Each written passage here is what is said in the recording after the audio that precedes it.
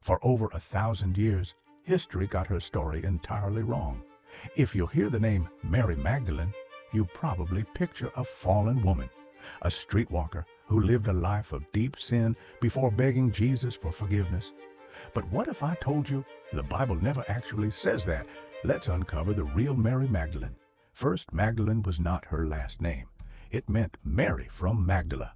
Magdala was a very wealthy, busy fishing town on the Sea of Galilee. She was not a poor outcast forced into a terrible lifestyle.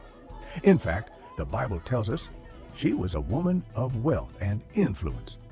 Luke chapter 8 reveals that Mary, along with a few other women, actually used her own money to pay for the travels and ministry of Jesus. She was a financial backer of the gospel. But even with her resources, she had a problem that no money could fix. And this is the most shocking part of her story. Before she became the most famous woman in the Bible, next to the mother of Jesus, she lived a literal nightmare. Scripture tells us she was possessed by 7 demons. 7 demons. We cannot even imagine that kind of darkness. Her mind was constantly tormented. Her soul was in agony. To the world, she was unstable, scary, and completely beyond help. People probably crossed the street to avoid her. She was broken in ways no doctor could cure. Then one day, Mary met Jesus Christ, and everything changed. Jesus did not run away from her pain. He was not scared of her condition. With just a word, he cast the darkness out. He completely delivered her. The woman once controlled by fear and evil was instantly filled with peace and light. Mary never forgot what he did for her.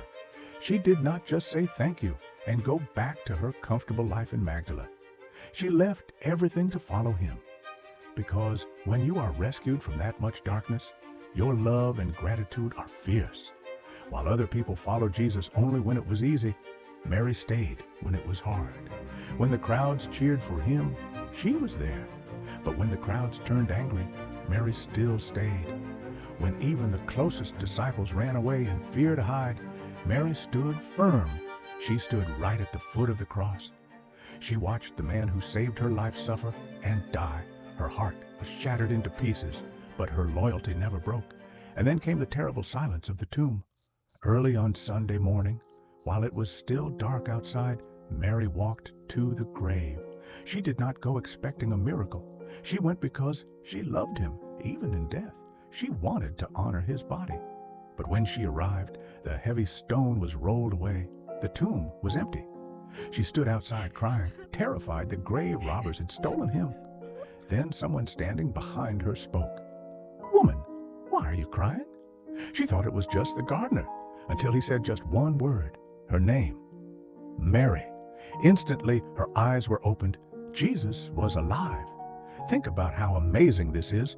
The first person chosen to see the resurrected Son of God was not a powerful king. It was not a high priest. It wasn't even Peter or John. It was a woman who used to be possessed by 7 demons. Jesus gave her the most important job in human history. He told her, "Go and tell the others." Mary Magdalene became the very first person to preach the good news that Jesus had beaten death.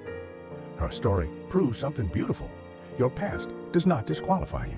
God does not define you by your darkest days. Jesus does not just save us.